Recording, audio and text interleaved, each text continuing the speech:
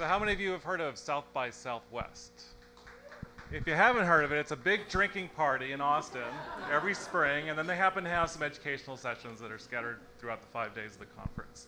So I attended this year for the first time. I was really excited to go, and I attended one panel discussion there with somebody named Guy Kawasaki. Have you guys heard of Guy? He's a big guy out in the whole social media space. He was on a panel discussion. It was called a blog to book panel. And he was, the panel gave their shtick and they were doing questions and answers. Guy was up there, and I noticed that he looked at his phone. And he was scanning his phone. He was actually scanning his Twitter feed up there. And he said, "Where's Whitney Hess?" He says, "Whitney, why are you calling me a dick on Twitter?" And she said, "I'm right here, and if I had a wooden microphone, I would have said it out loud." Welcome to the world of back channel. If you're not familiar with it, it's changing presentations today as we know them. Where before, passive presentations, presenter stands up, audiences sit there quietly, lots of times in frustration. But with the advent of Twitter and in its predecessor, IRC, and lots of other tools people use, now audiences are talking back. And if you're a presenter and you have to stand up and engage an audience, it's a whole new world out there.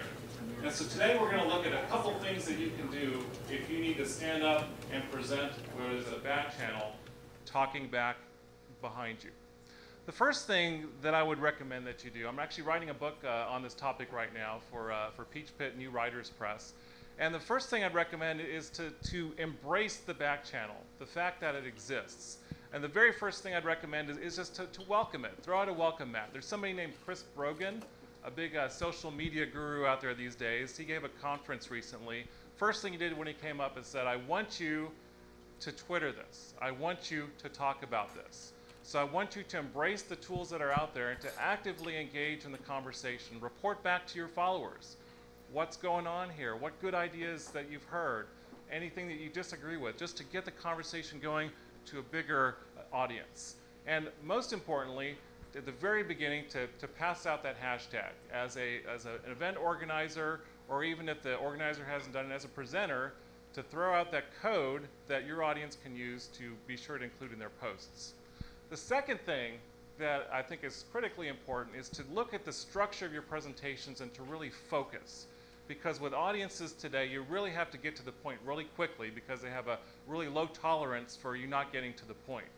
So one of the first things to do is really to address how people process information, because people simply cannot process a big volume of information at one time. So when you're looking at a structure for a presentation, a really great tool to use is basically a pyramid, a hierarchy for your information, where you're looking at how it is you're going to identify the most important information that you want to communicate to your audience. Because just like long-term memory and the neocortex of the brain works, we're always keeping the high-level information top of mind and going deeper for more information. So big piece of advice is come up with the 3 tweets that you want your audience to retweet during your own presentation. So if you've got a whole whatever amount of time, look at it, figuring out what those 3 most important tweets are. Thirdly, look at ways that you can engage an audience even more than you may have done before, because with the audiences today really want to hear and engage information in different ways. Tell a story. Look at film and television around us and see what it is that you can pull from that to come up with a way to find characters or some sort of way to get your audience involved as the main character of your story. Secondly, ask lots of questions. Have your audience be involved. Take some Twitter breaks. Let's say you have a 30-minute presentation every 10 minutes. Take a break.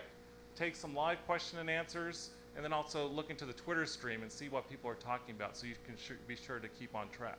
And thirdly, look at any innovative ways that you can use tools to engage your audience. One great tool I read about recently was something you can install in Keynote that will automatically tweet out as you transition a slide. It'll tweet out a message. So, we all give presentations at some point in our lives, and the last thing we want to hear or read about on Twitter is that somebody did not enjoy it. So with some of the things that we looked at today, by engaging, by embracing your audience, you can really take a great approach and engage your audience and make sure that their tweets say, "This rocks." So thanks for your attention.